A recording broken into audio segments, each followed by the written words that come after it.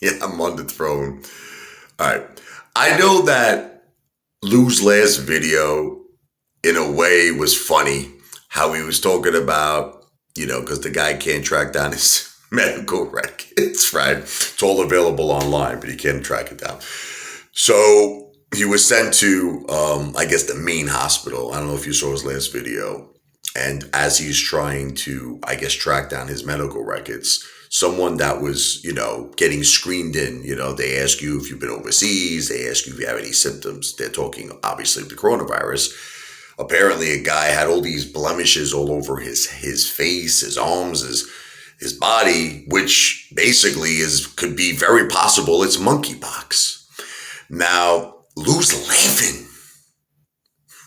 Listen, Lou, I understand how it's funny, but bro, you needed to run your ass out of that place, brother. The fact that you're still there, like he was like, he's laughing. He thinks it's funny. He's like, monkey pox. Lou, you needed to run the F out of there like friggin' Sonic the Hedgehog. Brother, they still don't know. Listen to me. I'm not trying to freak you out. They don't know how this shit could be fucking contracted. They're saying it could be done through, gay, and I'm not saying nothing bad about anybody who's gay, but homosexual love, anal love, touching, that's one way.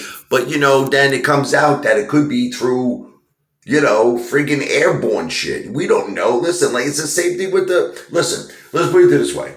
It's the same thing with the coronavirus, That shit got airborne.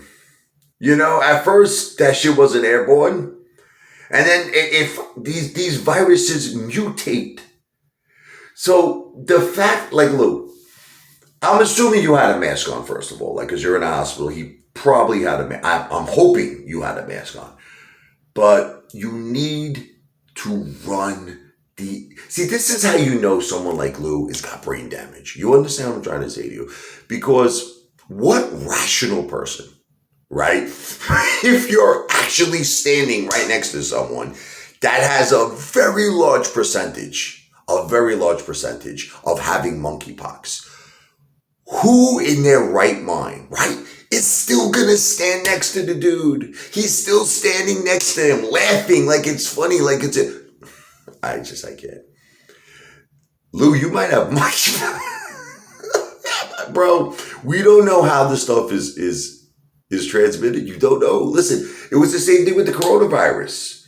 They didn't know. At first, I think they thought it was something where, like you touch your nose. Remember, they were like, you touch certain things, it could be anything.